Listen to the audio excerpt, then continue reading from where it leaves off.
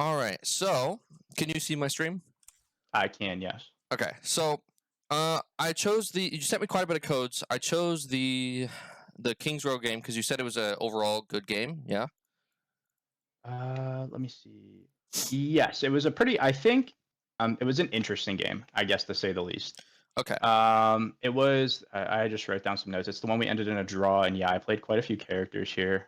Um, just kind of going off of, I guess, what my team was doing, what the other team was doing to, I guess, try to work through some different choke points we got stuck in and things of that nature. Okay. So, is there a different code that you'd prefer me to review? Because I'm not gonna have time to do Um, everyone. no, Um. I would say honestly, this one probably is a good one because I think there's going to be some, at least I hope some things in here that are decent, but then there's also going to be some things in here that aren't decent. I know I got in a couple of situations where I made some bad decisions here. So I think this Okay. is definitely probably a good one to spend some time on. Okay. And it says you played Widow, Sombra, Ashe, and Soldier. Yeah. Um. Yes, I believe so. Okay. Is these are the heroes that you want coaching on? Because I know there's quite a bit of Uh, games here with quite a bit of different heroes. Yeah, so traditionally I do play Soldier and Ashe. Those have pretty much become my main. Okay. This game I played Widow just a tad. I didn't play Widow very long. I believe the end of this first round here, I ended up playing, or no, the second round I ended up playing Sombra because I know the other team had a Widow that just kept picking us off, and I was trying to do the best I could to kind of distract her Mm. from everything. So I think all around this is probably a good game to go over though. Especially now that I'm starting to get, I just got into Plat. I'm starting to notice like widows are a little bit more obnoxious. Yeah. So I think it's definitely good to kind of like look at that and think about ways how to handle that. Okay. All right. Yeah, I just want to make sure because there's quite a bit of codes, and I want to make sure that we're getting you the coaching that you want. Because I know if we go back, you said that you play, like you said, mostly Ashe and Soldier. Um, Yes. let's see. I'm gonna go over this. Is it a typical thing for you to be switching heroes a lot? Not usually. I usually try to stick to one, maybe two heroes a game. Like I'll switch at halftime or something like Okay. that, depending on how it's working. But I find myself, I don't want to say like panicky, but when I find myself like the team getting stuck in like weird situations, I find myself like just trying to automatically change characters Right. to try to like um, I Uh, guess, counter what the other team's doing. But I also know that sometimes in certain situations, that's not always the best thing to do either, especially Right. if you're not playing like your best character. So Okay. Yeah. Okay. That sounds good. Um, you said that in general your positioning is what you need coaching on the most. I think positioning is definitely something that's always worthwhile, like talking about. I think I've definitely come a long way because when I first started playing, I would like stand out in the open, and I came from like a Call of Duty background, Okay. and not that you always stand out in the open in Call of Duty, but like just different game mechanics, I guess. Yeah. So yeah, positioning and maybe uh like target awareness. Sometimes I get overly distracted by a tank, and I'm like, oh, they're half health. I need to try to hurry up and kill them. Yeah. But sometimes I get like overly distracted on that one person when I could have maybe took out like two supports or something. Okay. All right. All right. And then your goal is to, I believe you said you're pushing for diamond, right? Yep, Okay. yeah. So just got into low plat recently, hoping to get into diamond, but in the next month or two, I might be switching to PC. So everything's probably going to kind of change a little bit. But I think in general, like a lot of this, I guess IQ and awareness is always beneficial to have no matter where you're playing. So Yeah. I found that honestly, I don't think that the gap between console and PC is actually as big as people think it is. Um, I haven't coached a ton of console, but I coached a master Sojourn player, and it didn't hmm seem like there was much like gap between the skills. So I think you should be able to like definitely take all the knowledge. It'll just be a matter of learning, keyboard or mouse. So yeah, yeah, um, definitely. all right, and then 10 to 15 hours weekly, like on a roughly right about your playtime. Yeah, yeah, roughly, So roughly like around there. maybe I mean, two to some weeks are a little bit less, some weeks are probably a little bit more, but in yeah, general, yeah. like 2 to 3 hours a day or so, or like 5 days. Okay. Yeah, I think I would say probably more like less days, more time. Like unless I have like a really bad day, I usually do like 3 or 4 days rather than like 5 days, but I'll do like longer sessions. Okay. Okay. I mean, that's plenty of time to hit diamond. The only reason I asked that question is because if you have a lot of playtime, like if you're someone who has the capability to sit down for like 6 hours a day, okay, which most hmm people aren't, that I don't, blame anyone. You have more flexibility with the amount of heroes you can play, okay? So if Yeah, you're trying to learn, like 15 characters and you only play a couple hours a day, I'm gonna be like, no, no, no, no, no. You need to cut that back. yeah, That is way too many heroes. Unless you want to take forever to climb. So, yeah, yeah. No, absolutely. okay. So Yeah, I think that covers the basis. Let's just jump into it. All right, so Yeah. you start on Ash. How long do we get on Ash for? Oh, not very long. Or Yeah, is I this was to just say a I don't quick? even know. Oh, we're on Widow It for a might while. I might have switched the. Uh, okay, so we're on Widow at first. Okay. Um. Yeah. All right. Well, let's look at the enemy team comp. You're playing Widow. Who's the biggest threat to you? Uh, honestly, at the start, really, well, I think Genji ended up being like really the only thing. Mhm. And he kind of like sought me out a little bit. Yep. I think everybody else like really doesn't have too much range. I guess Kiriko could, depending on how good they are, and Bap could, but really, I think Sombra and Orisa here aren't too much of a threat, at least at the beginning. Yeah, I think you got it spot on, Genji. Right? Like, no need to overcomplicate. Well, I'm having a stroke. Okay, no need to overcomplicate it. um, Genji, right? They're a dive hero. hmm They want to get on you because you're scary as Widow. So, how do you avoid a Genji? What do you need to think about? Because Um, the reason I ask these questions, and a lot of this is just going to be me asking questions. Okay. mhm, Um, but when we're talking about positioning, which is like a big deal for DPS, a lot of it is going to be positioning around the enemy team comp. And so, how do mhm. you position as Widow into a Genji? I mean, I think the first thing to start is to like try not to stay in one place for too long, Okay. because it makes it easy for them to track you down, especially if you get like one pick on them. If they come back and you're still in the same spot, they're able to kind of like maneuver around you and figure out better ways to get there. Okay. I think second is putting yourself in a position where you have kind of like an escape route. Mm, 'Cause I know, at least for me, like if I get a Genji in my face and I'm playing Widow, I'm not like super competent as a Widow yet. I've just started playing her some actually recently. I've done like some aim trainers and stuff with her and slowly incorporating her when I need to. yeah. But I know like I'm not gonna hit a sniper shot on a Genji if he jumps in my face real quick, and then if I Yeah. do, it's probably gonna be a body shot, and I'm not gonna kill him. So kind of giving myself like I guess room to move. Um, I would say like the third thing is try to be around the team, but it's also like as a Widow you don't be too close to your team. Mm, But I think another thing is kind of like call outs too. Like if a Genji does dive on you, making your team aware of like what's going on, so that even if the Genji does kill you, the rest of your team doesn't get like picked off from behind as well. right. Yeah. Okay. So I mean, the thing about callouts, right, is it's Overwatch competitive. Good luck hmm having teammates listen to you. Um, but it doesn't hurt to make it. So that is good. Everything you said is pretty spot on. Yeah, you don't want to be positioned in one position for too long. Things like that. What's the range for Widow and what's the range for Genji? Like, just I know rough. Genji's like generally short range, and Right. Widow's genuinely like I would say I wouldn't say like too long range, but longer mid to long range. So Yeah. I would say like long range. You know. yeah, So when you're going into a Genji, it's as simple as um you want to have enough distance so that you're not in dash range. gotcha. Does that make sense? Yeah, And then you're also going to be you're going to be wanting to watch for flank routes and things like that. But let's just jump into it. I'm going to ask you the same question for a lot of the heroes that you're playing, because a lot of the concepts are going to apply. Who's your yeah, biggest threat, and how do you position around that? Because that really is a lot of what DPSing is. And then we're going to talk about target priority, things like that. makes Also, sense. cooldown usage, stuff like that. So, Widow is going to be pretty simple. We're going to find the best angle that we can and shoot people. Yep. So, yeah, not that complicated. All right, let's fast forward a little bit.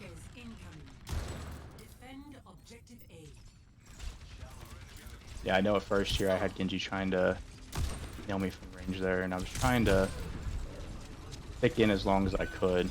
Um, Yeah, and I think I missed quite a few shots here at the beginning. that's okay. I'm not too concerned about mechanics unless it's like the only mistake you're making. Yeah. But we'll see. If you're playing fairly well, positioning well, and things like that, and you're just missing every single shot, I'm gonna be like, all right, you're doing good, but you need to practice your aim. But for the most part, I believe that it comes with time. Yeah. But it doesn't hurt to practice. So if you ever want to and have the time, it doesn't hurt.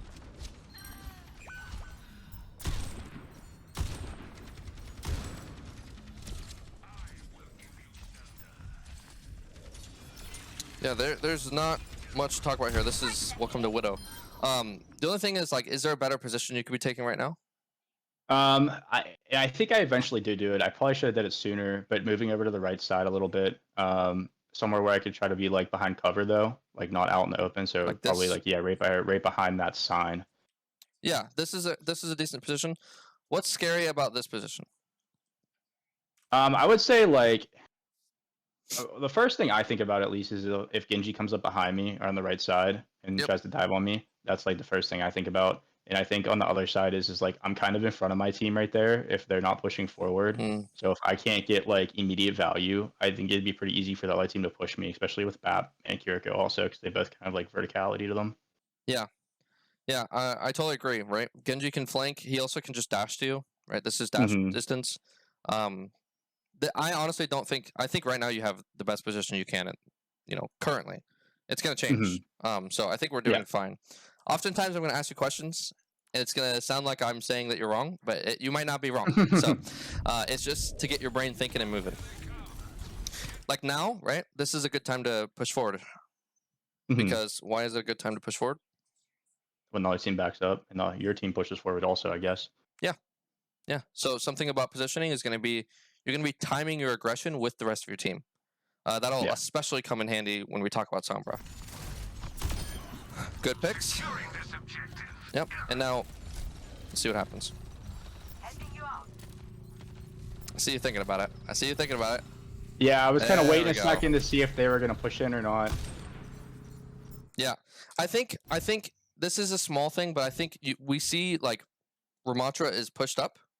You know, Hmm. I think we just start walking. Even if we start walking up these stairs, you know, Okay. like we want to be getting value right now because right now there's like a whole, I don't know how long it was, but there was several seconds where we didn't do anything. Yeah. And it seems like I'm nitpicking, but we want to get value now. Hmm. We talked about timing our aggression. We want to be shooting, but I like that we're widening up the angle.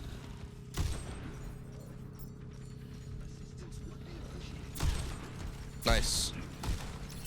I Good kind of try. got excited there, and I was like, "Oh, I'm just gonna try and get off the second shot." No, that's fine. The thing is, a lot of Widow, right?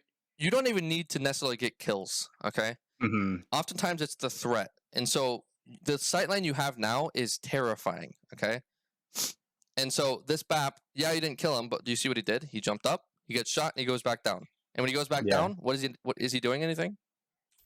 Not really at this point. Right. Right. And you probably forced his shift out, you forced resources out. That was really good. I mean, if we got the kill, even better. But hey, Hmm. that's value. I'm okay with that. I like value.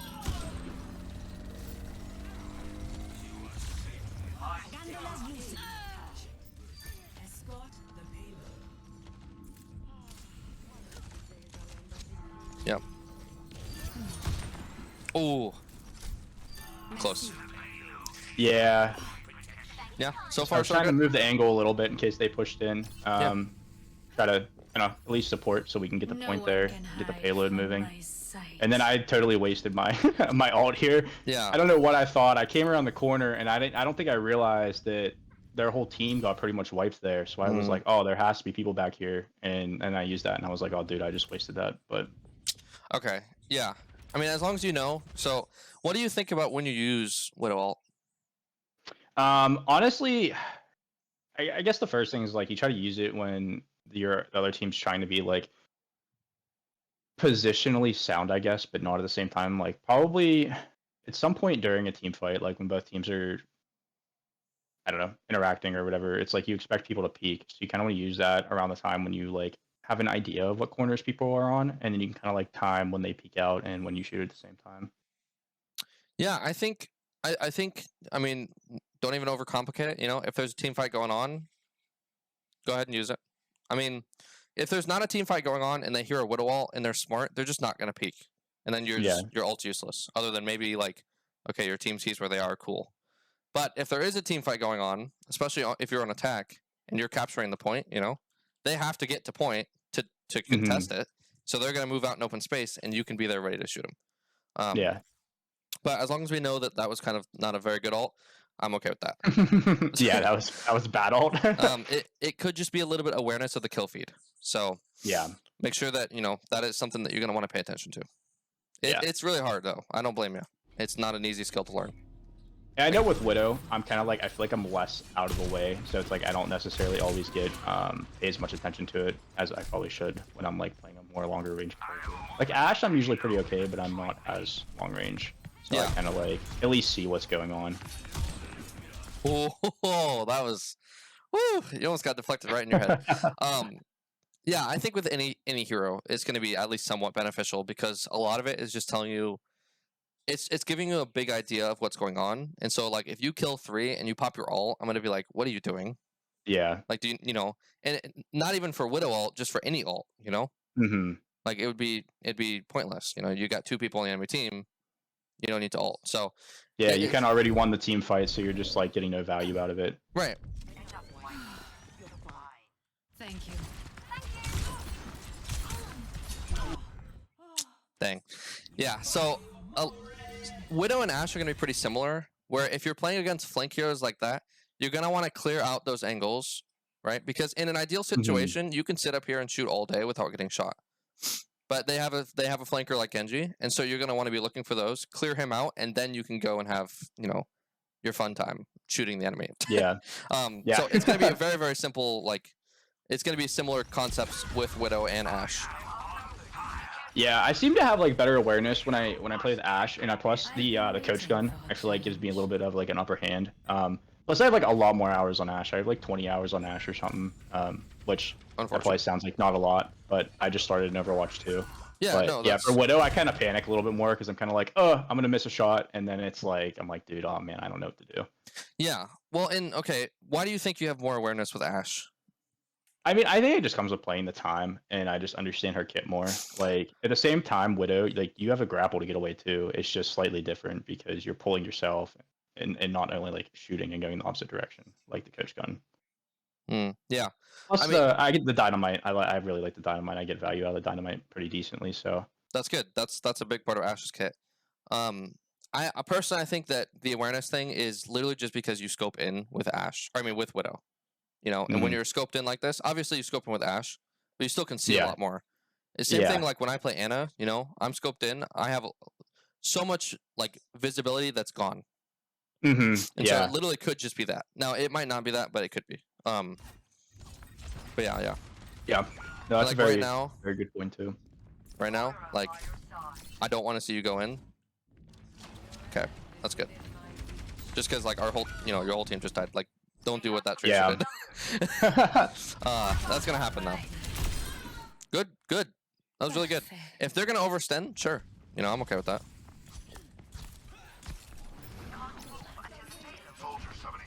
I think right here I was thinking about trying to get that immortality field, and I was like, I can't even. It's like right around the corner. Yeah. I mean, I'm okay with the positioning we took.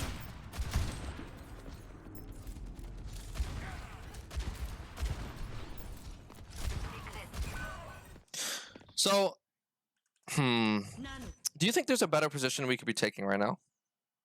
I think there definitely is. I mean, I'm not getting any value here, and I think my main, like, I was overly worried about Ashe right there. Yeah. I like almost hesitate to say to go to the left though, because I didn't want to be like right in her line of sight, all the way over there. Yeah, that one would definitely work. See, when I said left, I was thinking like the alleyway on the left, not necessarily the stairs on the left. And Like I was this like, way? well, if I go down there, yeah, I was like, if I go down there, I'm definitely gonna end up probably getting killed by Ashe coming up behind me. Yeah, the stairs over there, yeah, that's definitely, and that's something I didn't even think about. Like this position right here? Mm-hmm.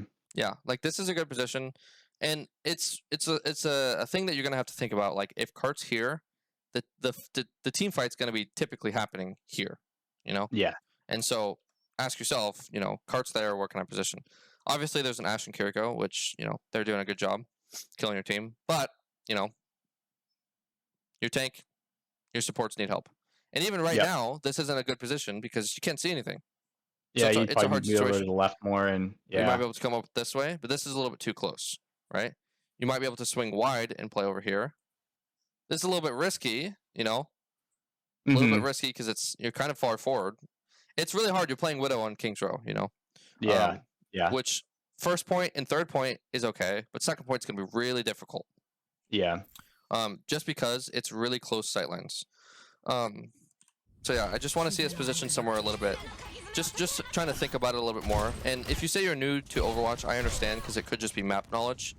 I will say it actually took a surprisingly long amount of time for me to even figure out like what map I was on when I first got in the game. Yeah, no, that's fine. And even now, I like see the map name and I'm like, what map is this again? Nice kill. And then I like figure it out and I'm like, oh yeah, it's that one. Yeah, no, it's if it is a map awareness thing, like map knowledge thing, don't be afraid to just literally just go into a custom game and walk around. I know it's not really fun, but it will help. Like Yeah. almost 100% will help. Even what do you think about this positioning right now? Honestly, like pretty bad at the moment. Just because like my team's kind of not really at the point yet, and then if you think about it, like Diva's up on top. I think after this I do go up on the top right, but I think Diva comes down too, and then I don't know if I do. I kind of hope I do. I think I move back over to the left where she was. Although I don't really remember what happened here. Yeah, I personally think that this is a good position. Okay. Okay. Because what you're getting is a really long sight line. Okay. On where we can assume that the enemy team is going to play, right? Because they're going to try and contest cart. And on top of that, you're out of Diva's range for her boosters. And Genji, right? If he's going to get to you, there's not really a good flank he can take. Okay? Do you see this? Where is he going to flank? Yeah. He's going to have to get a whole way around if he wants to, and then he's going to have to run through the team or go all the way back there. Yeah. Yeah. And this is way too long. And if he does this, that's a win. He's out of the fight for a long time. And if he tries to go directly at you, well, your whole team's there. So yeah. Another good thing about this position, cover. Right? Yeah. That's really good. Cover's going to be a big thing, especially with other heroes. With Widow, you're not getting pressured as much directly. But I love this position. I'm okay with this. And like you said, you go up here, but when there's a Diva right here, this is a bad position. Yeah. Yeah. So just be thinking, position it around the enemy team. It can be a difficult thing to think about, but it's a good thing to learn. What do you think about your position now? I think that's pretty good there. The only thing is like maybe play back a little bit so I could try to get cover if I need it. Like in the doorway? But yeah. Yeah. But other than that, I think that's genuinely pretty decent. Why do you think it's good?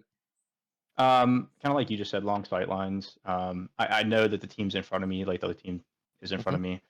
Makes it hard for them to get around and come behind me. Kind of like all the same general stuff. I just say the only thing about the doorway in case they come around with like a bastion or something and try to like unload on me. Yeah. But yeah. Yeah, that's good. Spot on. A lot of this, once I explain the concepts a couple of times, I'm going to basically have you coach yourself. Sounds good. Mostly just because it'll ingrain in your head a lot more when you're saying it rather than when I'm telling you it. So yeah, I love this position. This is good.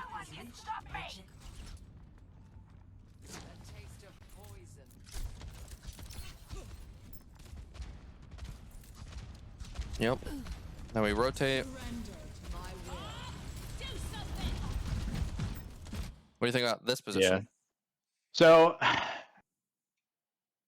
I don't think it's horrible because I can kind of see through that crack if somebody turns that corner on the other side. But they like threw that bob right in my face, so it kind of took away like any value I would get there. Yeah. I know like I could potentially move to the right more, but I think I'd be too much like lateral from their team that they'd get an easy kill on me. Like this way? So yeah, I think that would be like I could potentially move over, and I guess it comes with confidence too. Like I could probably get a pick and then back up. But I think like with how well I am at Widow now, I probably would have got more value maybe if I went up top. Just because I guess Bob's there, so he's gonna kill me there too. Like up here? It's kind of like a tricky situation. Yeah. It is a tricky situation, isn't it? I almost wonder. I think I do just stay here, and I am kind of now thinking that might have been really the best thing to do is just try to stay there and not die. Yeah, the only thing I don't like about this is, and you even said it yourself, you can kind of see through this crack, but kind of seeing through it is not a very good, that's not very good. We want to be able to see. Now, this position, you can see a lot, but it is a little risky, right? Because you can easily get dove. Now, if you have the confidence, you can get a pick and grapple out, sure, as long as Genji and Diva aren't going to dive you. So it's about like your return on investment. This is a high risk, but if you get a reward, like with a kill, that's a high reward, This is a low risk, but also a low reward position. Yeah. And so this is a hard situation. I don't know if there's a really good position to like be in other than honestly just back up here. Just Yeah. now, I understand why you dropped because we kind of assumed that our team was going to go around the corner, and then they were also going to, play a little bit further back. But it looks Hmm. like they're contesting it. They're going for it for some Yeah. reason. Now it's like this isn't a terrible position, but it's not great. No one can Right. hide from What do you think about your ult? sight. Yeah, probably not the greatest right here, honestly, just because the angle. Like, I could see them, but I Yeah. don't have a good angle on them, so it's not really going to provide a lot of value. Yeah. What do you think about the timing of your ult? I mean, honestly, not great, especially with Bob right there. Like, I don't really know what I thought I was going to do, because if you just turn the corner, if a teammate's not there, he's going to turn right at me, which I think actually does happen here. Well, do you think? I mean, is there a team fight going on? I mean, yeah, I think the timing's right, just the positioning's wrong. Right. Yes. Exactly. Right. Good timing, but bad positioning, because we want to be in a position where we can actually do something with her ult.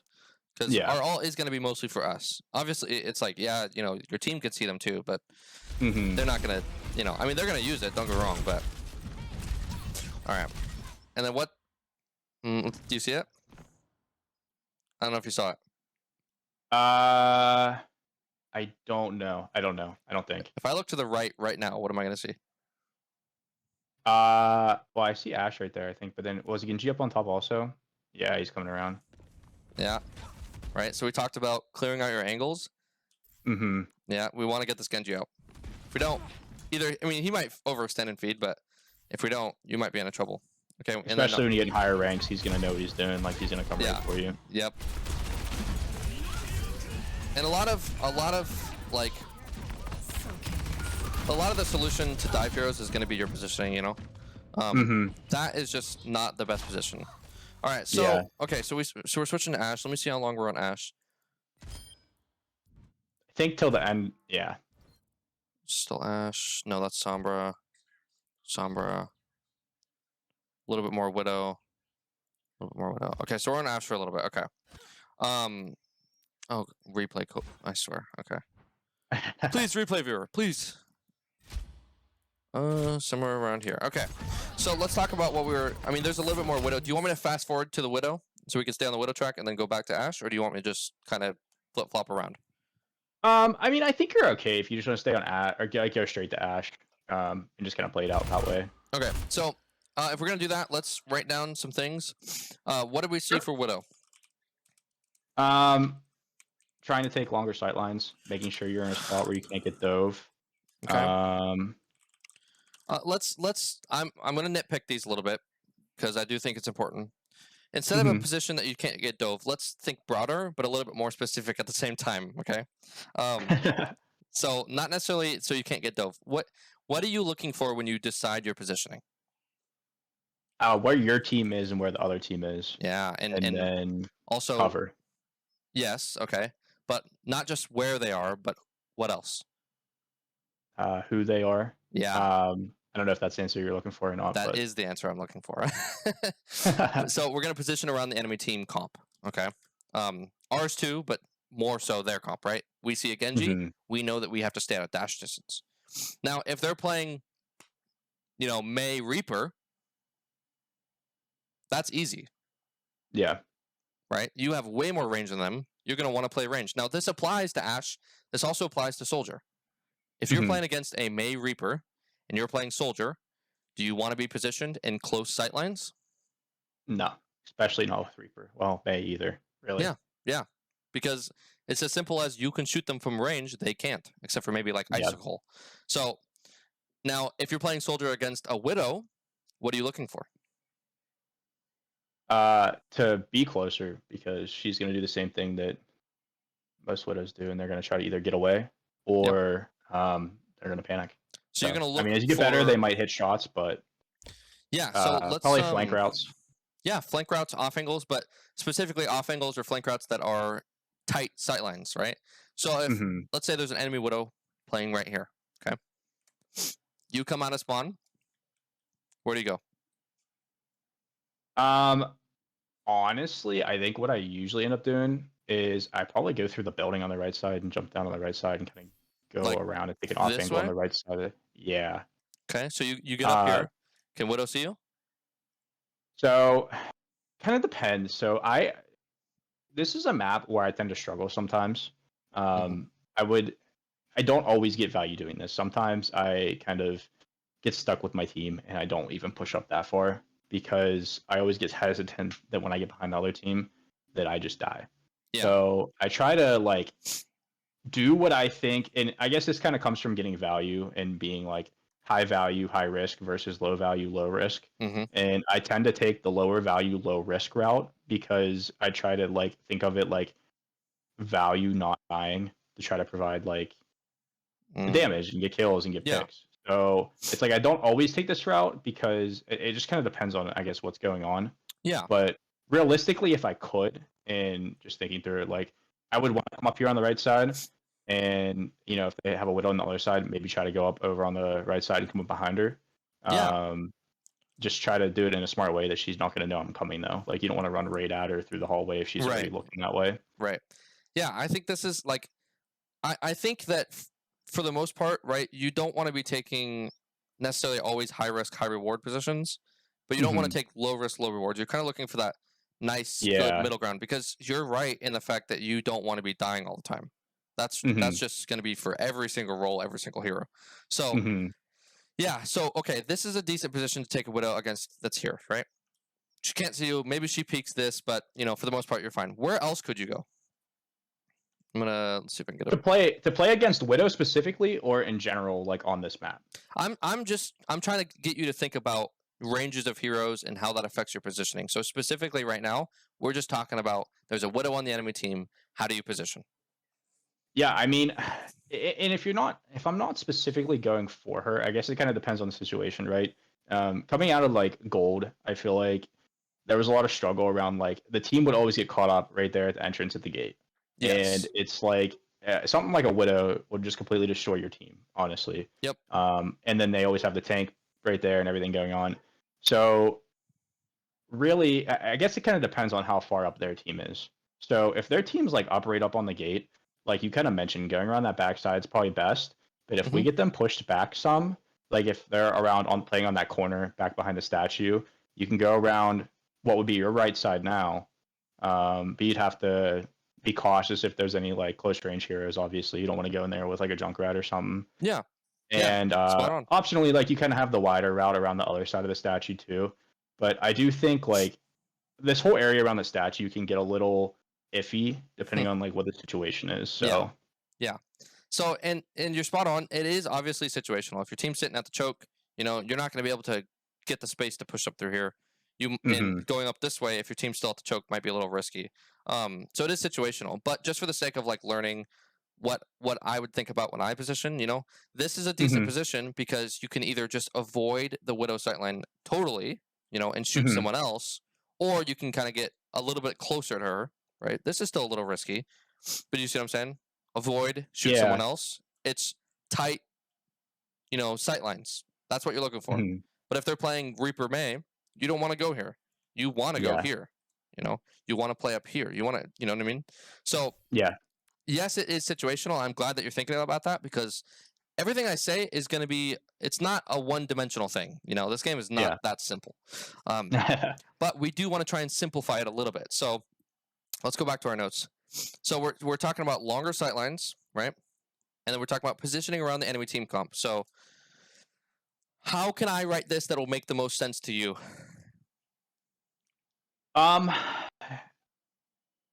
I mean, I guess straight up, just like know your matchups and ranges. I mean, Okay.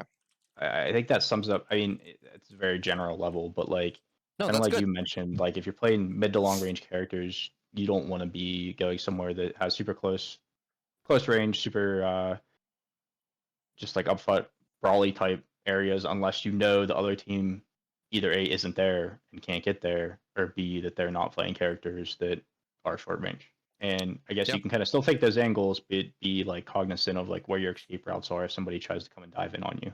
Yeah. Perfect. So I'm fine with no range matchups. I think that's good.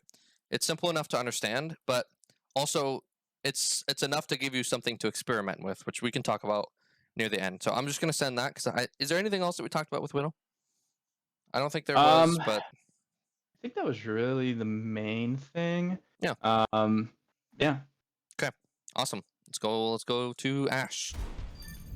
We'll revisit. What we'll do is when you swap back to Widow, I'm gonna let you coach yourself, and we'll Okay. see how we can apply the knowledge that we learned to the gameplay that we're watching. So Yeah. Ashe is honestly, it's gonna be a lot of the really similar stuff, right? What's Ashe's range? Did I fast forward too much? Okay.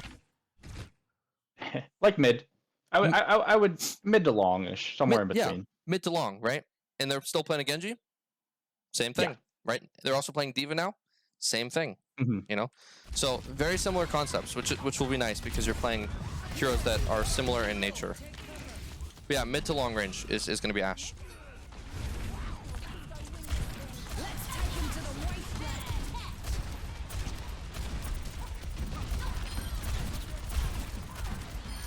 Yep, this is fine.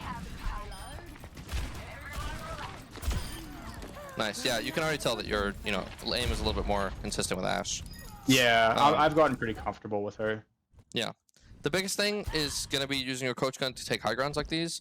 Also, using your dynamite. I really want to see you hit a lot of value with your dynamite. It's gonna help you secure so many kills. Also, target priority. But so far, your target priority has been pretty good. I haven't seen you focus a tank unless it was the only option, like that one time that you sniped the Orisa. Yeah. So nice. I love that. Okay, what do you think about that dynamite? I think it was decent. I mean, I probably didn't really need it, but I try to get it in there when I can, especially if I think I have time to get the cooldown in before another bigger team fight. Not sure what your opinion is on it though. Okay, if I turn around, where's your team gonna be? Hopefully right behind me. Okay. They're going around that corner. Right? Is there follow-up with this dynamite? No, not at all. So, was it needed? It wasn't needed, no. Yeah. I think the amount that it hit, great. If you can hit a bunch of people like this, good job. You hit Ashe, you hit Orisa, that's fine. But try and time it with the rest of your team's aggression, because you want to make sure, because it's a 12-second cooldown, or 13 seconds, or whatever it is. Are you going to need it in the next 13 seconds, 12 seconds? Yeah. Probably. Yeah. I treat Ashe dynamite kind of like I would an Ana nade. It's one of those things that you almost always get more value with. So yeah, that makes sense. Yep. I think I missed this Ashe like a bajillion times. What do you think about our positioning? I think it's relatively decent, but as soon as they kill their tank, I should probably move left more so I have a wider angle so I can see the rest of their team. This way? Yeah, right there. I mean, I guess you could say almost one slot back, but I think that's right where the Ana is too. So I probably shouldn't try to be right next to her, stacked on top of her. So that probably would be a pretty decent angle. Is the first one you mentioned? Yeah. Well, I think this is a worse angle than this. Do you know why? Not as wide. You can't really see where they'd come out of that corner where their spawn is. Yeah. You just see less. Yeah. But this is where I'd want you positioned. Okay. Or even up here. Because look at how much you can see here. Yeah, to be 100% honest, I honestly never see anybody use that second top. So that's not even something I really 100% realized was there. So that's definitely something that I need to keep an eye out, is for small little areas I mean, it's not small, but areas like that where you could have better angles. Yeah, no, this is gonna be great. This is a really good position. I see it used all the time. And it's honestly terrifying. I hate when people play up there. So now I know you just use Coach Gun to get away from the dynamite. Now you don't have that. You don't have Coach Gun on cooldown just yet. So I'm okay with this. But as soon as I see this Coach Gun off cooldown, I better see you go high ground. Am I gonna see it? Honestly, I don't think so. Okay. I think I move forward and I just get excited and I just keep pushing up. Okay. Well, okay. So Lucio uses his pop, whatever you're gonna call it. So I think I hesitate and don't move in as fast. Yeah, I mean, your team's getting a bunch of picks, right? So you guys are up. So even now, right, I'd be okay with you pushing forward. The position you're in is fine, but it's not great. I'm okay with that dynamite, right? What do you think about that? I think it was decent. Probably could have threw it a little bit higher towards their tank, but I don't think I expected BAP to get picked off there either. Yeah, but I mean, honestly, in general, good is there follow-up? Yeah, especially with the ult right there. I'm okay that with little that. bit of damage on him, and then the ult can kind of finish him off. Yeah, and your whole team's right here. Yeah. He's dead. I'm okay with that. Now, we could have waited and maybe hit both Ashe and Orisa, but I'm not going to be I'm not going to be that that nitpicky. So, Yeah. because obviously you only know so much during the game.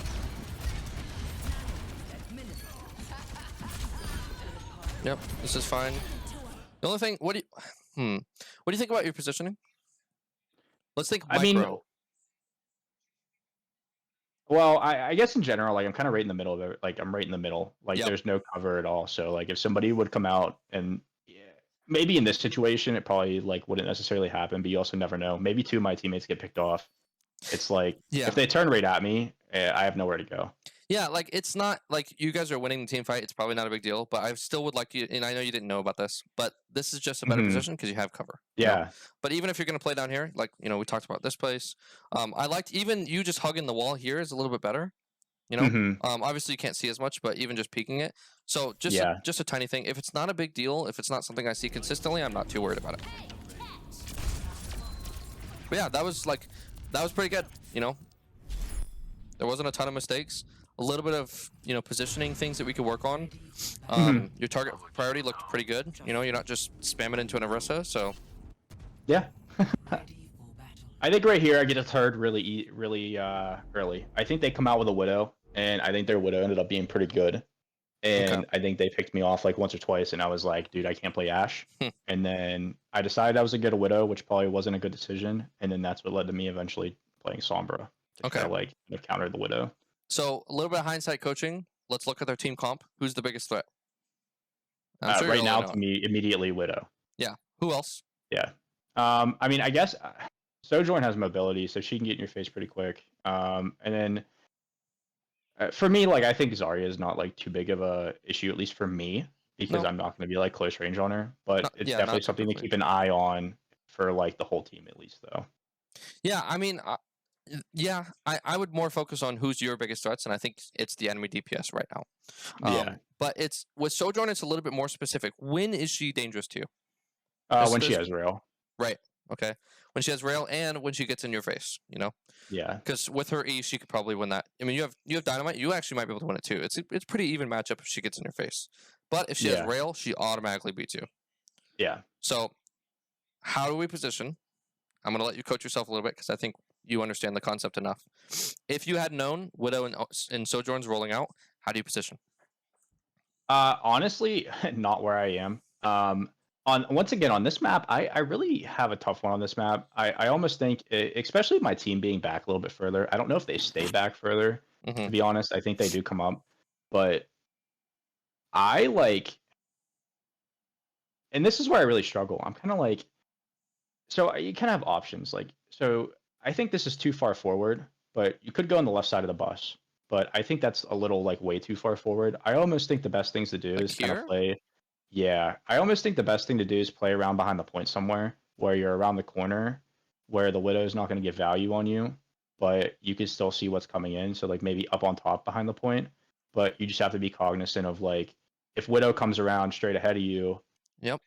You got to kind of know where to go from there. And I guess the next thing would be to kind of move to the right a little bit more.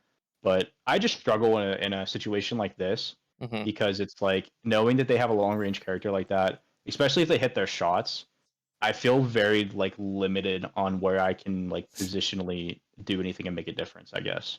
Yeah, I mean, because it does, that's what Widow's good at. Yeah. I mean, it's that, so you're not wrong. But there is counterplay. And I think you had it spot on, you could even as soon as you see the Widow, just drop down, run to cover, play up here, because you're just avoiding the LOS. And then all you have to be careful of is if you see the Widow come up here, Yeah. And if you do see her come up here, maybe you play this window, or maybe you come down and play a little bit of a flank angle. This is short range. You can still do okay in medium range. You know? You play here, you peek out, get a big dynamite and a couple left clicks without aiming in. You might get a kill and then back off, So there is options, but it is tricky. Yeah, definitely. So a lot of what I'm teaching you is I want you to just take what I'm teaching you and I want you to go into games and I want you to experiment. Yeah. Like I do. So I was just saying, and sorry, I didn't mean to cut you off. I do have a question though. Yeah, go for it. And this is something I run into in a lot lower ranks. I mean, I don't mean a lot lower ranks, but like I just bought the Plat. I just grinded up the Plat. Yeah. I've been doing pretty well in Plat. Thank you. And it seems like in Plat, I mean, at least to me, I feel like once I hit plat and you start getting in plat lobbies, it seemed like people like actually have an idea like how to play the game. A Not little that bit. like people in lower lobbies don't. And obviously, like plat's probably a lot different, obviously, than like GM and stuff is Hmm. where you know have all your experiences at and stuff. But it definitely seems like a tier up from like silver and gold and stuff. Oh, it So it definitely is. seems like I don't have issues as much. But like, so say I realized this in the game, and I probably didn't at this point in time, and I probably didn't when I was playing. But kind of like how you mentioned about the positioning and taking like a different angle. What do you do in a situation like that where you take that angle, but your team is just completely oblivious to the fact that a widow is like picking them off? Like, Mm. how can I provide value to help my team in a situation like that? And especially to be honest, that I play more mid-range characters than anything, so it's like it makes it hard for me to like do a lot, especially if their widow is kind of like up in the clock tower, like where she usually plays here, Right. where I can't really like do a lot. Yeah. That is a tricky situation. Also, I just now realized that your Hanzo's still on spawn.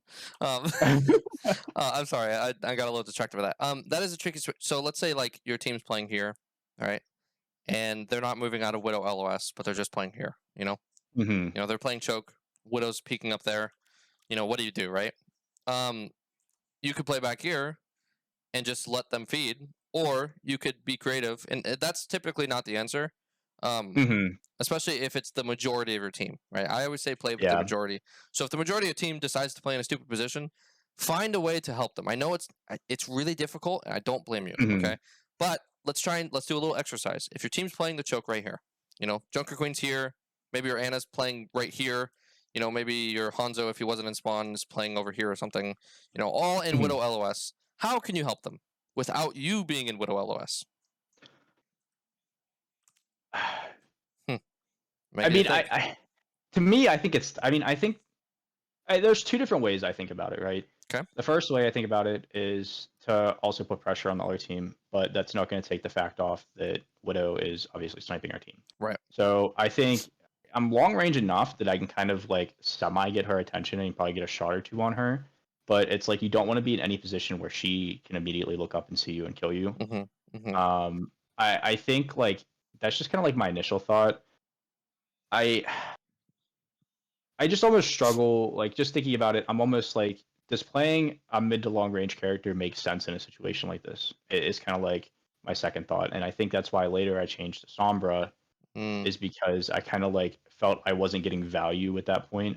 So it's like trying to find a way to kind of counter what's going on. So I almost wonder in a situation like this if playing like, I mean, it kind of depends. Like playing like May around the wall right there, to try to like slow the other team and stuff. But it's still not going to help the fact that like people are getting picked off. But I could at least provide more value immediately at that choke point.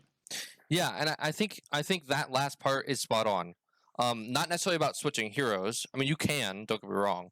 I don't Hmm. necessarily recommend it because I think you're going to climb faster if you stick to a couple heroes and learn them. Yeah.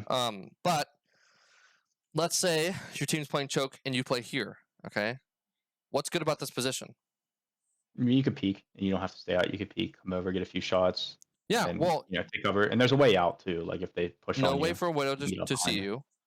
Hmm. Enemy team is going to try to push through the choke. You shoot them as they push through. That's literally all Hmm. you can do because you can't help it if your team's getting picked up by a widow, unless you want Yeah. to go try and directly dive the widow, which is an option. Okay, but if it's not in your hero pool, you got to be considerate of that. Hmm. So maybe if it really is a big thing and it's something that you want to have in your arsenal, maybe we add a dive hero or something like that. But Hmm. if you Yeah. are like, no, I like hit scan, I want to play that, that's fine. Sometimes you just can't do anything about it. If your whole team is going to be stupid and not play cover, well, your whole team's going to be stupid and not play cover. Only Yeah. thing you can really do is just you don't get shot by the widow.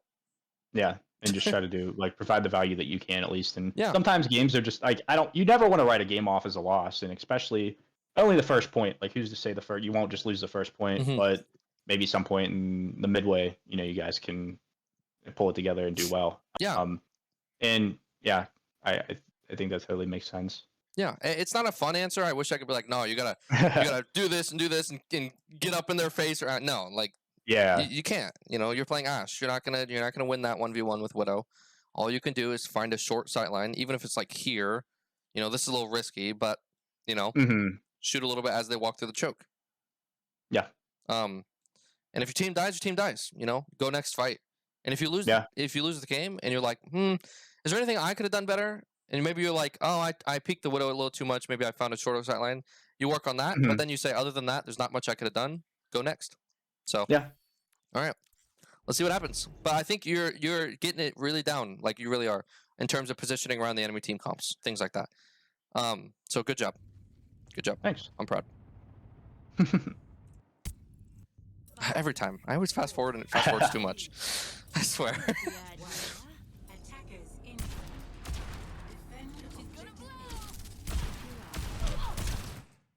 Yep, right there. She's already pushed on me. Yep. So now you see what And I think instead of moving, I stay. This is a hard situation because there's not a lot of places that you can really go, because if you go this way, you know. Yeah, and they're kind of already pushing up on the team, so it's like I'm already way extended if I go there. And I guess, you know, I can get value there, but it's just how long until their team turns and just takes me out. Yeah.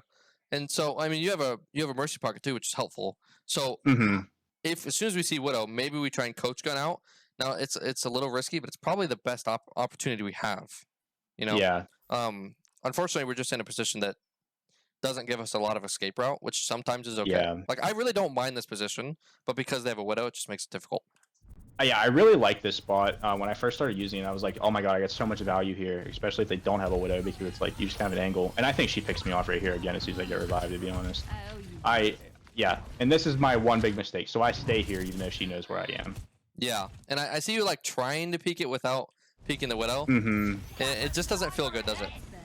No, and then I'm already kind of too late to come behind him, I think. Well, maybe not. Honestly, Sojourn's like oblivious to me, but honestly, this is a high risk, high reward position.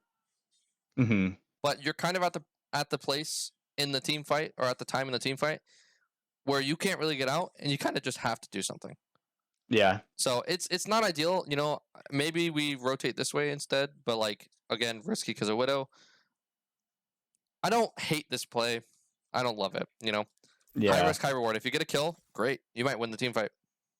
But which, if I would have hit like one more shot, I probably would have at least got Sojourn. I don't know what it would have changed, if it changed anything. Yeah, I mean, we don't know. You won't know, but yeah, it's things to think about. So like, there are times for high risk, high reward plays, especially if you get caught out like that. Yep. And then right here, I just kind of stay back. Yeah, I would just disengage. Yep. Yeah, this is every time. I swear. Okay. Oh, I see it. Yeah, and even this, like, I was kind of a waste of dynamite there. Yes, it was. I agree. There was a couple of dynamites in the first fight that I don't think was worth it. Do you want me to go back and go over them or no? No, I kind of see. Yeah, I definitely see what you're saying. I think we're good to keep going from here. Okay. Because a lot of the dynamites at the start was just you dynamited them when they were on the other side of the. That's unfortunate. You dynamited them when they were on the other side of the choke, where your team couldn't actually really follow up on them. Yeah, and so I get super excited with dynamites because I have found that they give you a lot of alt charge. So I'm like, if I can get one off and I can hit it, because I usually do pretty well with them. I usually hit a decent amount of people, although I definitely have bad ones from time to time. Right. I try to get it off, but like you said, especially as you climb more and like team fights begin to mean a lot more, it's better to kind of try to hold it when the team fight's actually going on. Yeah. Anytime there's like follow up, and you know what's going to give you more alt charge than a dynamite that doesn't get a kill? If you dynamite and then it gets followed up on and you get kill. Yeah. Yeah. So, you know, but I like that you're thinking about that stuff. This position is okay because we're at least not peeking the Widow, right? Because we're LOSing, and it's still a decently mid to long range sight line that we can get shots on. Just unfortunate that Torb also has range. Yeah. I remember when this happened, I was like, are you serious? I don't think I've ever been killed by a Torb in that way. Yeah, like honestly, I've never versed a Torb that like actually had were you full HP? Oh, no, you weren't. Okay. No. Yeah, if you were full HP, you would have survived. Yeah, if you were full HP, you would have survived. Okay, I'm just gonna go next. There's not much to talk about. Okay, so we're back on Widow. So we're gonna coach yourself. To be honest, I don't really know why I went Widow here. Probably really shouldn't have. I don't think enough happened for me to feel like Widow was a good pick. I think Widow into another Widow is okay because it puts a lot of pressure on the enemy Widow, which means that they're not putting pressure on you or in your team. Which is probably what I was thinking here, but honestly, like with how good I do at Widow, I probably would have been better off staying as Ashe though. Just like thinking in general. But anyway, we can kind of see what happens here. Yeah. So, for notes about Ashe, I honestly think it's like the same stuff. So, but I will write Dynamite, if I can spell it right. Dynamite. It's okay if you spell it wrong. I don't care. When I can't spell any of that stuff. Team is in position to follow up, and then again, position around enemy team comp. So we're talking about knowing range matchups, right? It's the same things. It's really similar. Makes sense. So go ahead and read that. Does that make sense? Yep. Yeah, Awesome. it does. Awesome. All right, let's you're gonna coach yourself. So really, I guess immediately providing. Well, I guess no one's here, so I shouldn't even be peeking. I always see the blue, and I'm like, well, that's my team right there. Why am I looking at my team? And Yeah, it's the replay viewer. It's that's weird. not my team. Yeah. Providing like that was just stupid. Honestly, shouldn't have done anything because Tank's already dead. So. Yeah. All you did was stagger, but hey, you recognize it. That's good job. You're coaching yourself great already. I will say one thing I didn't mention is your Venom Mine. If you're going against like, okay, well that was not very. Oh, so I immediately got a Sombra. I was like, I'm so sick of this Widow. I don't know what to do. And it's not even that I don't know what to do. I was just kind of like, all right, I'm sick of this, so I need to try to do something else. Yeah, no, that's fair. And this is an instance where I was like, I don't want to call it panicking, but I was like, my team, I feel like I was kind of getting rolled, and I was like, I need to do something different. So I was like, I'm gonna play Sombra and try to like distract her. Yeah. The funny thing is, the only reason you're getting rolled is because you guys are staggered. We're so staggered. Yeah. Yeah, like no one's together. And the funny thing is, you just made it worse. Yeah. So oftentimes you can't really control them from staggering. If they're going to stagger, cool, but you can control yourself. Yeah. So, all right. Well, I was gonna have you coach yourself, but whatever. What I was saying though, about Venom Mine, if you're going to like remember first we were talking about we're going against a Genji. We want to watch flank routes. Always put your Venom Mine on a flank route. It'll help. Yeah. That's pretty much like all I know. I mean, there's some cool things you can do, like putting a Venom Mine on a wall and putting it in front of your face so that you don't get a headshot by another Widow, things like that. But I don't think you need to worry about that just yet. So yeah. Okay. I'll be honest. I don't have a lot of experience with Sombra, but I do know experience with flanking heroes, and she is a flanking hero. So this is gonna sound so bad. I don't have a lot of experience with Sombra either. I just started playing her a little bit recently, but I like don't have any dive characters in my hero pool really. Like I played some Tracer. I like refuse to play Genji because I just know I'm not gonna get value from them. So I just kind of like started picking up Sombra. I've had a couple decent games there. I had one game where I went like 30 and 3 or something, but obviously doesn't necessarily always mean a lot. But I think that she might be probably the one I pick up as like a kind of like flanking diving type character. Okay. But we'll see what happens. Yeah, I'm gonna be honest, right? I don't have a lot of experience, but I am gonna treat it kind of like I would a Tracer because I do know how to play Tracer quite well. If I was coaching you on Tracer, what I would be like really focusing on is how you can set up for a flank and the timing that you put your flank on. Okay, so you got out of invis and you started shooting like a couple seconds ago. Do you think it was a good time to start shooting? Look at the kill feed. No. I'm sorry. I like froze because I thought I was like, wait, blue. And then I get you. Yeah, no, not at all. Yeah, your team is red, right? They just killed 2. Yeah. Yes, you got the res, but a lot of what Tracer is going to be, you're going to look for flank routes or off angles, and you're going to want to time it with your team. And so the only thing I would be seeing right now is just that, like, not the best time right now. At this point, I'm not really doing anything. And I think I was so caught up. I knew that Widow was there. I was like, oh, I just want to do something. But doing something isn't always the best. I mean, not that it's bad to do something, but you don't want to die. Yeah. No, I get what you're saying. All right. That's probably the only thing I'd look at for that. I have heard some Sombras don't put their translocator on a health pack, and rather they use it to like move around. I don't really know. I'm not gonna sit here and tell you that I do know because I don't. I'll be honest. Yeah. So maybe that's something we can experiment with.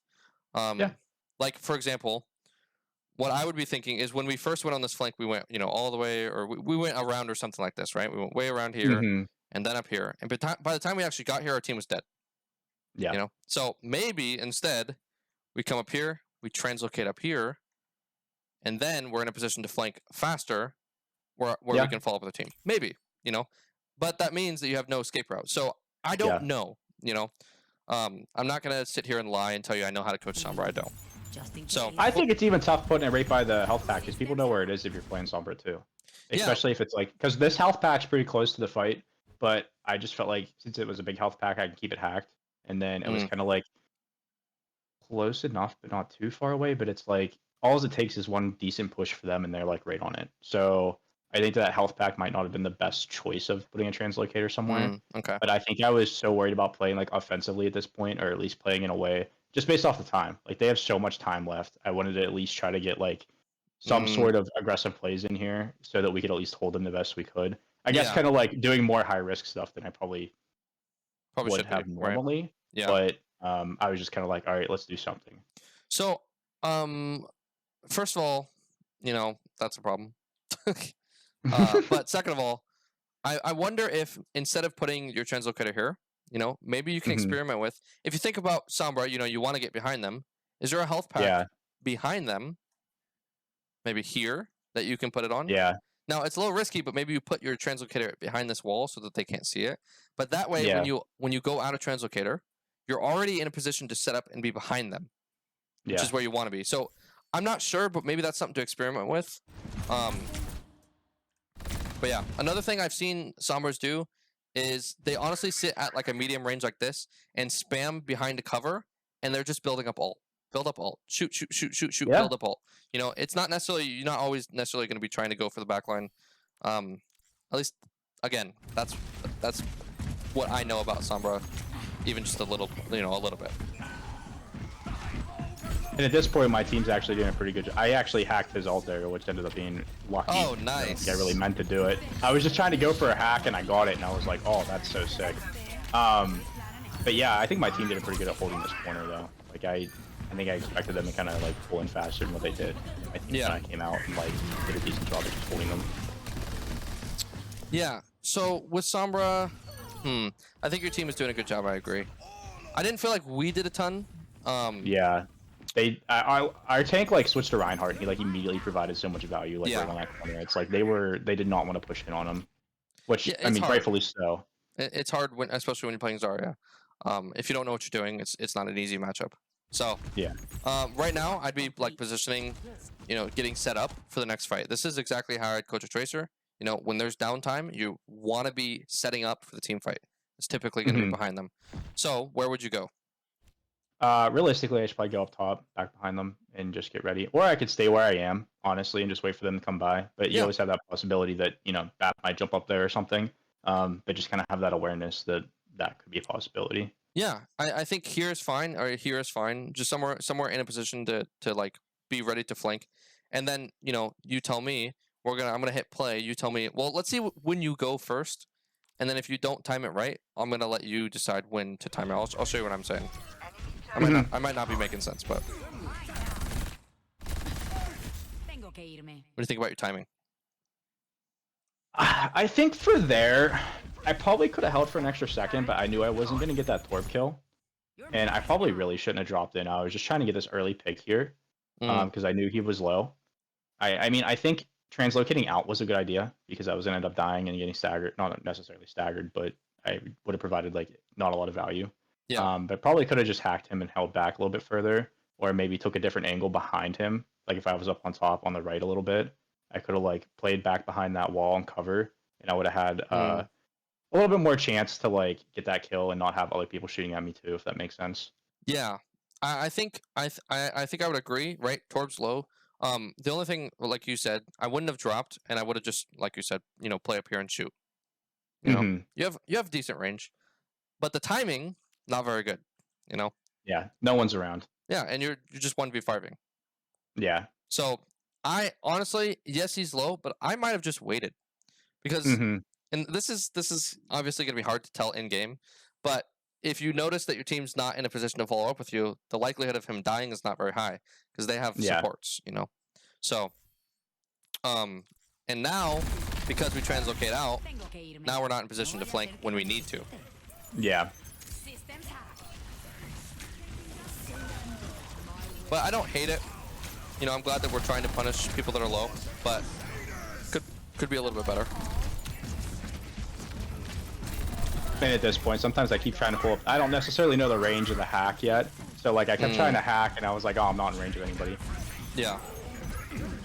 Nice. Good job. Oh, that was the alt. Yeah, that was the alt hack there. Yeah, that was really good. He still got it out a little bit, but.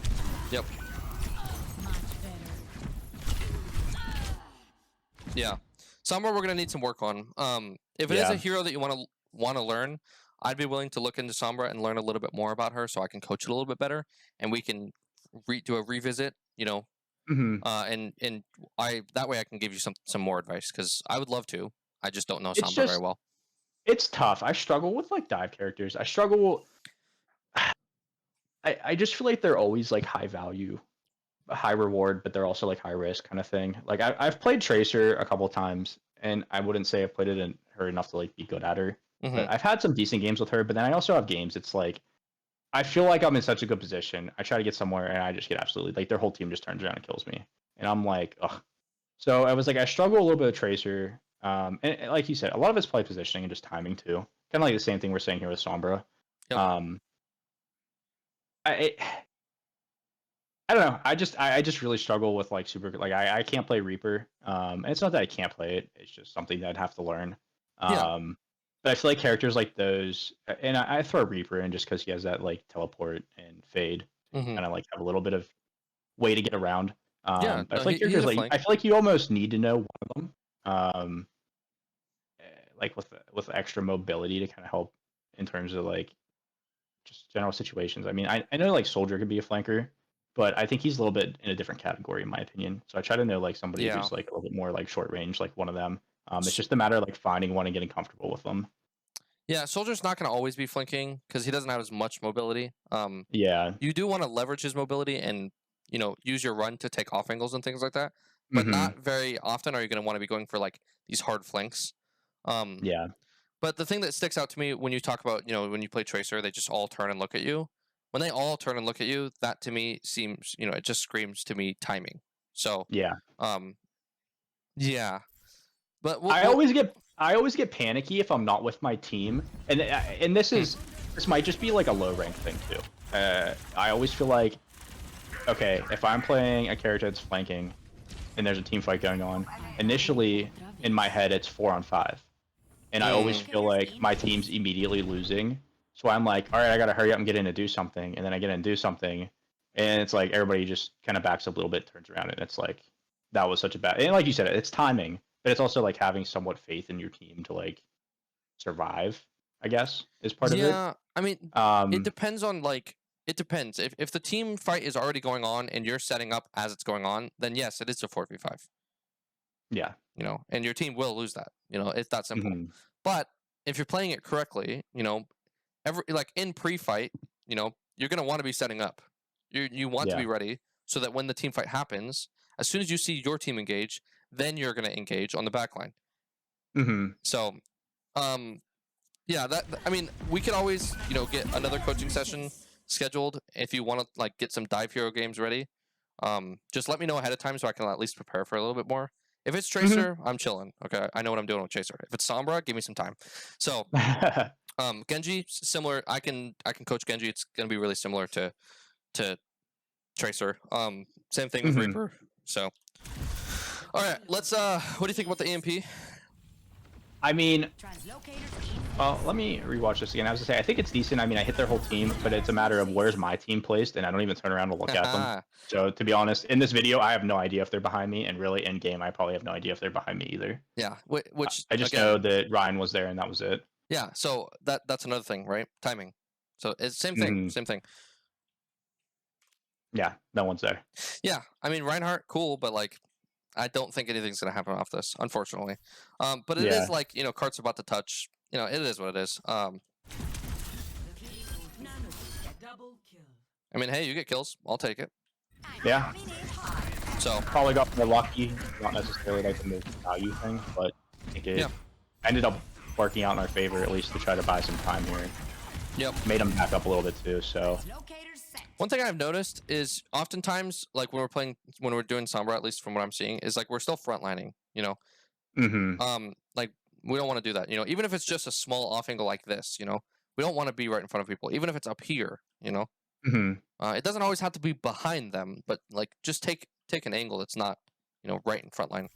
Even when the team fight was happening over here, this is at least it's an off angle a little bit because our team was at this corner, but still not hmm great. So we can always come up here. Like the thing Yeah. is with heroes that have more mobility, you want to leverage that to the most you can. Yeah. Same thing with Soldier. The thing is with Soldier, he doesn't have a ton of mobility, so you can't go too deep. But Sombra, Yeah. you're in trouble. Well, bye bye. Oh, I kept trying to hack him. I wanted to hack him with the worst. I throw down my translocator here again, and I go back in to try to hack him because I'm just like, if I can kill him, I'll at least buy time. And Yeah. I could not get the hack on him. Yeah, I didn't comprehend that every time you walked in, it took my invisibility off too, and it took me both times to realize that's what was happening. You're like, why is it not hacking? Yeah, Yeah. because you're taking damage from his like aura, so Yeah. you can't hack. But yeah, no, that's fine. Somewhat definitely, definitely we need to work on. But I understand it's not a hero that you play much from what I'm hearing. So, It sounds like a lot of flaky heroes in general, like especially if I try to. I mean, obviously, I need to practice with them and not just hop in a game and think I'm gonna get good value out of them. right. But it sounds like a lot of it's positioning and timing, and kind of just getting comfortable with the fact that I do need to take an off angle. There are gonna be a few seconds where I'm gonna have to wait for the team to come. Like I know when I play mid to long range characters, sometimes I'll try to peek and get a couple pop shots off early, as long as I know that they're not playing like Widow or something, so that I can get like just some extra damage, and then I back up. Like I don't do anything where I'm gonna like get myself killed. And I feel like when I play a flanking character, I need to do that same thing, but you don't because you give your position away. Like you kind of need to wait that extra second or two before you engage. And I think that's what I screw up on. I mean, amongst other things, but I think that's the number one thing that probably like needs fixed. That's enough fundamental knowledge to know how to at least start experimenting and playing a flank hero. Yeah. Get in a position before fight, and then as soon as the fight breaks down, the good thing is you can see your teammates through walls, so you're gonna want to be looking through the wall and saying, "Is my team fighting?" And if they are, then you're gonna go. And you're gonna focus squishes, things like that. I was gonna say, I think this part right here is absolutely horrible. I'm pretty sure I provide like almost no value at this point. Okay. Because all I did was stand here and try to hack people, and then Stim's turret started hitting me, and I was like, "Oh, I'm not invisible." And I don't know, my brain just like stopped working, and I just did like nothing. So I got a couple hacks off here. I tried to like take some different angles and go up top, but honestly, like with the limited, yeah, right there, I thought I was gonna get something, but I didn't. I'm just like, and I think I'm playing too quick here too. Like I'm like just throwing down my translator, running in, jumping in, trying to hack someone, jumping out, jumping in. Like it's like not really doing anything. Okay, so how would you approach this differently then? Honestly, I mean, if I'm gonna play Sombra, right, and kind of like we talked about, so I should probably have if I'm gonna translocate out like this, I should probably have my translocator up on the backside behind them, and I think they have that one pack that's like straight behind them. Yeah, back. No, there's one. Isn't there one back further? Yeah, right there. Yeah. That one's probably a little bit far away, but I think this is would fine. probably somewhat do it. And then kind of come down from the top angle, and yeah, try to. I mean, initially, I get so caught up in trying to do the tank, and really I should be coming up behind like Ash or something and trying to get Ash.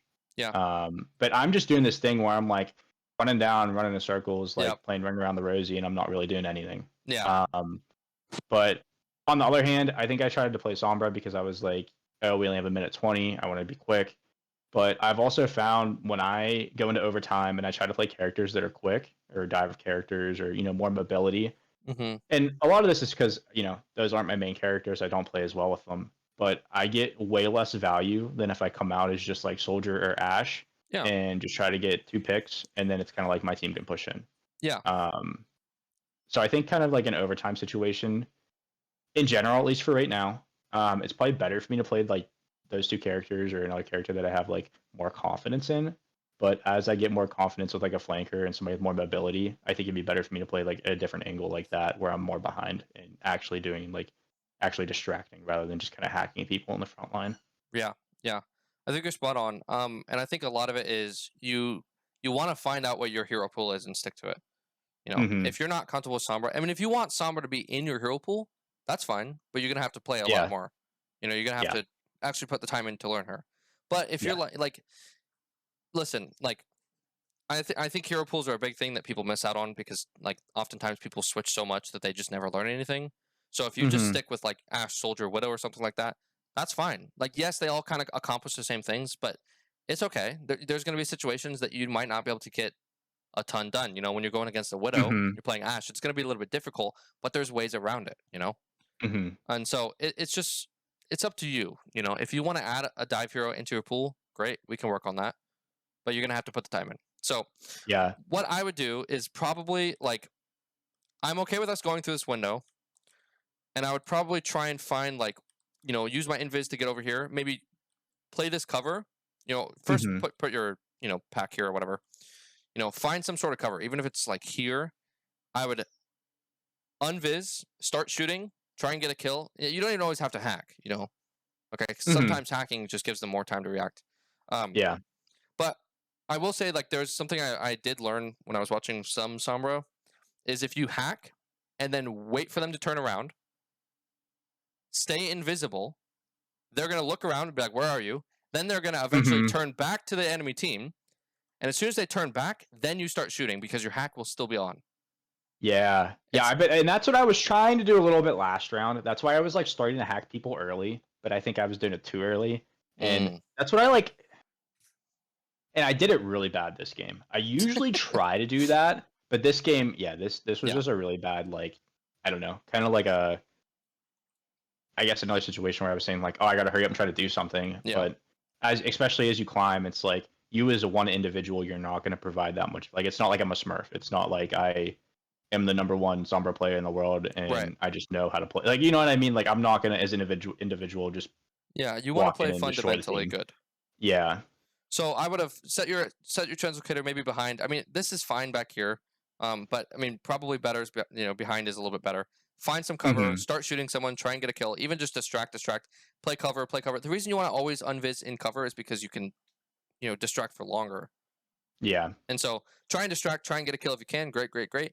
Then they start pushing you, start damaging you. Then you can translocate out. Then rinse and Mm-hmm. repeat. But right now, right, and I think I'm not going to say too much about it because obviously you already know. We're not doing much, if anything. Yeah. So Really nothing. Yeah. And at this point, I'm just like, oh, jump in and die. yeah, Well, I yeah, didn't die, but might as well have been the same thing as dying. And my team's not here. I'm not really doing anything. So. right. And then I think I run back and try to switch because I'm like, oh, this isn't working. But at this point, no matter who I switch to, it isn't going to do anything. So. Yeah. Okay. Let's write down some notes for Sombra. I know I don't have a much to say, but I'm just gonna write Sombra slash dive because a lot of what we Mm-hmm. talked about is fundamental. So we're setting up in position before team fight, and then I don't know why this is the word that came to mind, but pouncing It works. I when mean, it fits. It fits. when your team engages. Like that's pretty much all I would write. And Yeah. now there's more to Sombra. Don't get me wrong. I just don't know. Yeah. So Yeah. Yeah. um, all right, Bastion. Yeah. I find Bastion really easy to get value from, and actually, I used Bastion some when I was like climbing through the lower ranks. I'm actually I feel like I'm pretty decent at Bastion, but he just like I'm like, there's no time. I'm gonna just try to nail someone down, and Yeah. then their number had their ult, and I was like, yeah, that just totally took away my whole idea of what I thought I was gonna do. Yeah. Yeah. I mean, that was definitely. I'm gonna be honest. That was a throw. Like, Yeah, like I didn't do I'm gonna be anything. honest. It's okay though. That's not me just hating on you or making you feel bad. Yeah, That's gonna happen. the truth. It just happens. So I mean, I've been in situations where like, oh, this isn't working. I gotta switch to someone. I play someone. I no clue what I'm doing, and then Mm-hmm. I just get even less value, and I get more Yeah. frustrated. So okay, I can't really coach your Bastion. I didn't really see anything unless you stay Bastion. No, I don't Uh, think I do. okay, so yeah, I think this is going pretty well, I believe. So we're going on Soldier. Soldier is going to be the same thing. What is the Mm-hmm. difference between Widow, Ash, those two? Let's kind of combine them in the same thing because they're really similar. And Mm-hmm. Soldier. What does Soldier have that they don't have? Well, I guess the one thing is his I don't whatever you want to call his left click. His I don't know what you want to call it. I'm going to call it a shotgun for lack of a better term. So that kind of protects him in closer range. He has the extra mobility. He can sprint and he can actually heal himself. So I guess that's 3 things. Oh, I you're guess the talking about kit. his Helix rocket? Yeah. Okay, so I don't his know right why I was click. called. I totally. Well, yeah, I guess right click for you. Hold on one moment. Left What, click babe? for me. Yeah, I know. I'm watching time. We're almost done. Sorry, I gotta take my girl to work at like 5 soon. So, but Oh, no yes, worries. yes, right. You have mobility. Obviously, Widow has grapple hook. Ash has coach gun. But you have a lot more consistent mobility. You Mm-hmm. have your own heals, and you have helix rockets. So if we think about the fact that you have mobility and you have your own heals, how is that going to affect your positioning? Well, I feel like, and that doesn't mean you could totally be away from everybody, but you kind of have like not as much worry about being healed. Like you have the Hmm. ability to heal yourself, so it's not like you have to sit there and like ask for healing if you're half health or something. Like you have the ability to heal yourself. The running is just nice in general because if somebody like a dive character does come at you, not necessarily you just want to turn your back to them and run away, but you have the ability to kind of like jump around and run in different directions and stuff that a lot of characters don't have the ability to do. So Yeah, it's just nice to have. You can reposition faster. Um, yeah. yeah. So with that said, specifically that last part, you can reposition faster. How would that change how you position? I mean, not that you want to be like totally risky. You could probably have a little bit of a more aggressive positioning somewhere where you like would presume that you wouldn't die immediately, Yep. but as soon as somebody pushes in, you can get out faster. Yeah. So, if everyone's playing choke and you want to take a good off angle, you run over here, you can take an off angle. Mm-hmm. Because if they start pushing you, you run back.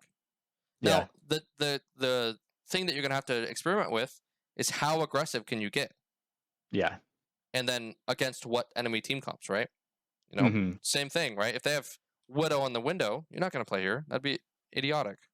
Yeah. So you're gonna do the same thing as you would with Ash and Widow, find a closer, shorter sightline. Or maybe you Mm-hmm. run over here. This is risky, but you have the mobility to run away. So Yeah. Just don't run in you a straight line. Where. yes. So it all comes down to leveraging the fact that you have more mobility. Because a lot of the heroes that you picked are very similar, and that is good. I'm okay with that. That's good. It will Mm-hmm. make the learning process much easier. Now you just got to find out the differences between them and Yeah. how do you Yeah. leverage them and what is going to help you in each situation. And that'll come with experimentation and just, hopefully our coaching sessions. So, um, yeah. Yeah, I remember I was I think I stopped there. I was typing my team watch Widow and I was pinging up on top and stuff. I was like trying to get their attention to like not. So there, I think I was trying to like save my teammate, but in this, I don't know what I was doing here. I just, oh, I could shoot her through that. No, I thought you could hit that Helix rocket, honestly. It just happened. It just hit this. If you had shot Yeah. at the ground right here, yeah, but that's fine. Can't save you. Yeah, the TP play, I love it. That's actually hilarious. What do you think about your positioning? I mean, honestly, not great. I get lucky and get kills here, or at Mm-hmm. least I think Zen actually gets the kills here because he comes up behind. Yeah, But I think I was so like, and it's not even an excuse because I should just be up on top and it'd make it so hard for them to kill me. But I think I yeah. was so worried about like just being on point and not letting them get that first click, that first dash Ah, or whatever, that I was like, okay, I have to play here. And if something happens and it doesn't work out, then it doesn't work out. yeah, But you also play risky then too, because it's like you don't have the angles and you're very out in the open. yeah. So I understand, contesting point, but this is where we ask ourselves what our job is. You know, Mm-hmm. is your job And to it's not to contest be point? right there. No. No. You know, you're going to get more value playing the high ground and putting pressure onto the point than you would actually Hmm. standing on it. You know, Yeah. now if your team dies, if your tank dies, a couple more people die, and you're the only one to contest it, sure, jump on it. Yeah. Make some last ditch effort. But for the most part, you're gonna protect this point more by positioning good. So where would you Hmm. position? Uh, Realistically, I probably wouldn't go in the top window. I'd probably go up back behind where I am right now. Like And here? then just be thinking, yeah. Like Yeah, right now, since their teams are dead, I can move to the left pretty quickly and easily. Um, like this way. and then no, not as like still up on top, just the Oh, left okay. side, Yeah, like right there. It's yeah, probably where I'd go. Especially since they're not playing Widow. You don't really have as much to worry about. yep. Probably like, I guess not probably the greatest when they immediately spawned, but my team isn't like overly far forward either, and I think we lost 1 or 2. So Yeah. it's probably good middle position where you can kind of see once they come in a little bit, and you still have vision of like everything. Yes. No. Spot on. Right. And the only thing that you'd have to worry about is who on the enemy team. Ash for Ash for long range, and then I guess you don't want to get too close to Sim either. Yeah. Well. So, but If how you do you can, beat like, the don't let her Sim? TP on you. Yeah. Okay. Stay out of her Yes. range. Yeah. Exactly. Now with Ash, right? She does beat you in range, but not a ton, and so you might be able to get this. Maybe just play a little bit more cover. But yeah, this is a good position. Back here is a fine position. This is a risky position, but it's still fine. It just again, it depends on the team comp. So, but I Yeah. think a lot. There was probably a lot going on. You were probably frustrated with the fact that you didn't get as much value as you'd like on Sombra or something. And then I hate when I do this. The emote thing is right next to the. I don't know why I was trying to wave. I was like, oh, I'm gonna just wave. It's fine. And then I hit emote, and I'm like, oh my god, that makes me so mad. It's the worst when you're in the middle of a fight. So Widow got out of the way. You see that? You see what you did? Yeah. Was that good? I mean, positionally, I'm not in a good spot, but it was good that I didn't die. Yeah. No, I think it was good. So now where do you go? Let's not say in the ideal situation, but right now, where do you go? Realistically, I think you should go in the building on the right. Right here?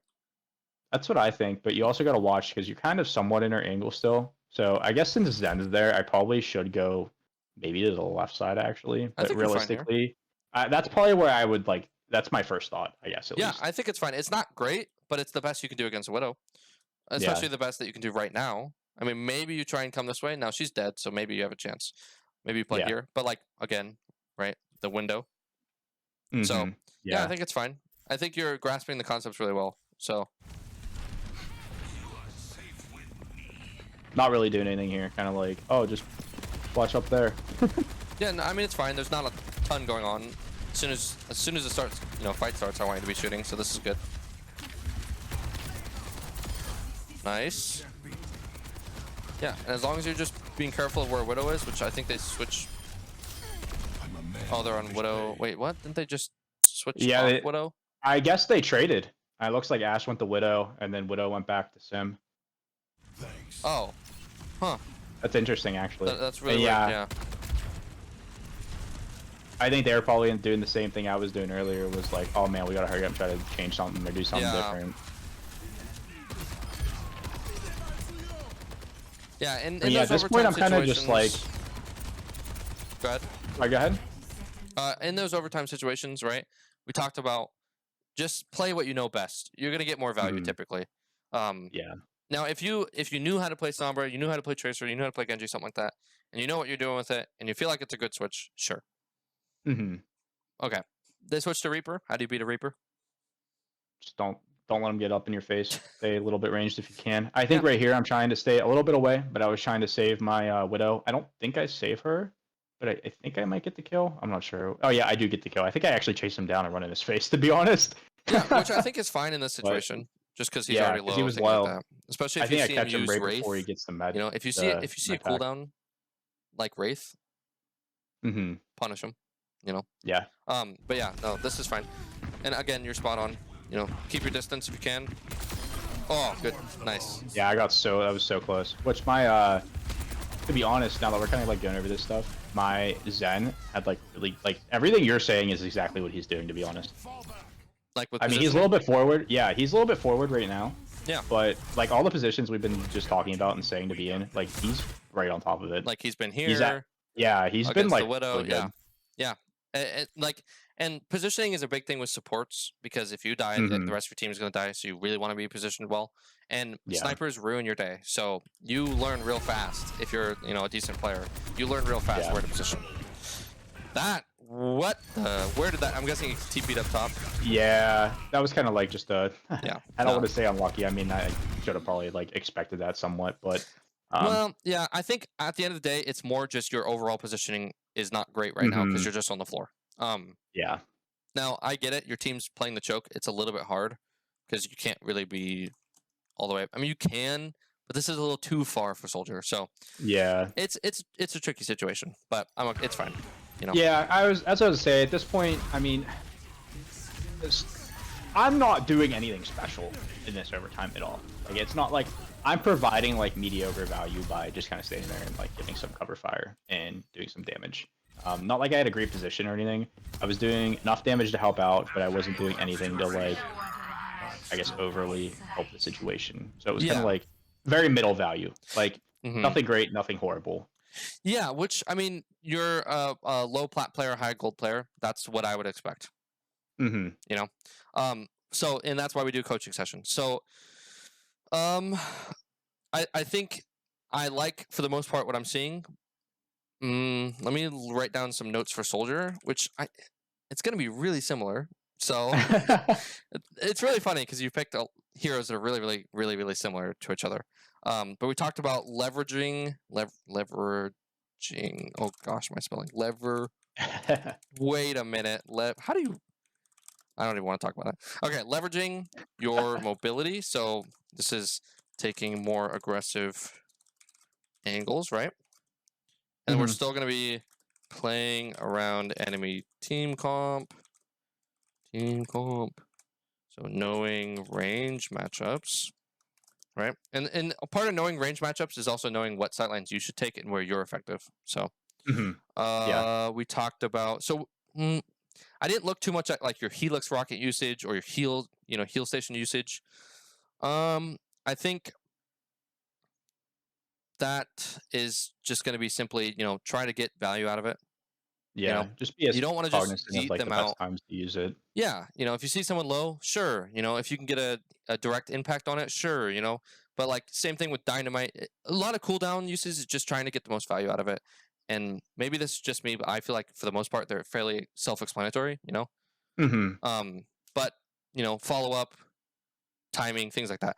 So I think that's probably all I'm going to write down because that's like the fundamentals that I want you to be working on. Those things will take you a long way, especially if you really learn them. Yeah, so I'm just gonna ask you. I'm gonna finish the coaching session with just a little bit of questions. First of all, do you feel like you walked away from this coaching session with more knowledge and things to work on? Yeah, absolutely. I think all the key points we discussed and all the notes you sent are going to be very beneficial. I would say like I kind of like I messaged you. I think positioning is something that's always key, and I feel like almost everybody can almost always work on it. I don't know. Oh That yeah. sounds weird to No, say, but you know, kind of just knowing dive characters, timing, where to set up, something to think about. Watching long sight lines, knowing what kind of comp you're playing against. What kind of comp you're playing in. Yeah. That matters a little bit less right now, but it still matters. And as I hopefully climb higher, it's going to matter more. I think another thing that we maybe necessarily haven't. I'm just kind of rambling now, but I'll just say another thing that we haven't necessarily said about, because I don't think I really like. I think I did a decent job trying to like monitor my HP here, but knowing like what healers are around you and stuff too is probably the only thing that came to mind for these conversations. I mean, if your positioning is good, it should be you should be fine with that. I'm not too worried about that. I think you did fine with that. So let's see. I'm having a brain fart right now.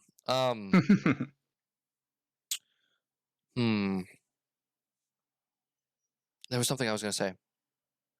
Oh yeah, okay. So what I want you to do when you go into a game, okay, is I want you to practice these concepts and only these concepts. Okay? And I want you to get these things ingrained into your head. So right now we're just working on positioning. I want you to get them ingrained in your head so that it becomes autopilot. Once that becomes autopilot, there's a good chance you're going to be ranking up. Then we can start working on a little bit more detailed things. You know what I mean? And so every time you go to play, I want you to, I don't know how you want to do it. I like to write down on like a notepad or something that I have next to me to remind myself, hey, I'm working on these things. Yep. And then what I want you to do is I don't want you to worry about winning or losing. Every game, you're going to ask yourself, am I improving on the thing that I am trying to improve on? So let me ask you a question. If you go in and you lose a game, can you still work on your positioning? Yep. Yeah. It has no impact. Now, what's going to happen, or it might not It might not, but a lot of times it does. This happens with me all the time. When you start thinking about the game like this and you're experimenting, there's a good chance you're going to take a lot of losses because you're trying a ton of new things. You're like, okay, I got a position here now because of this hero. And so you're trying things. You're playing in a way that's different than how you'd normally play, correct? So don't be afraid or try not to get discouraged if you take some losses. Yeah. Okay. I like to preface that because a lot of people are like, I did your coaching session. I just keep taking losses. And I'm like, yes, I understand. Trust me. Like I've climbed, like I've had drops. I don't know if you've watched my loss streak video, but I dropped. I actually did. That was actually the first. That's actually how I found you. Oh, okay, awesome. That came up on my For You page one time, and I watched it, and I was like, dude, this is actually a really good video. I like this. Thank you. But yeah, like the reason, other than tilt, the reason I lost a lot was because I was experimenting with different playstyles. And then you experiment, and eventually you start learning it, and then you're like, okay, now I know what I can apply where, and then you kind of get your your fundamentals back, and you climb up even more. It's great. It's hard, but it's great. So I just want to preface that. If you do have like questions, just always feel free to message me. Hey, I don't know what to do in this situation. I need a little bit of help. Also, if you're just like, hey, I want more coaching sessions, we can do that. That's fine. As you know, I offer these completely free. So let's see.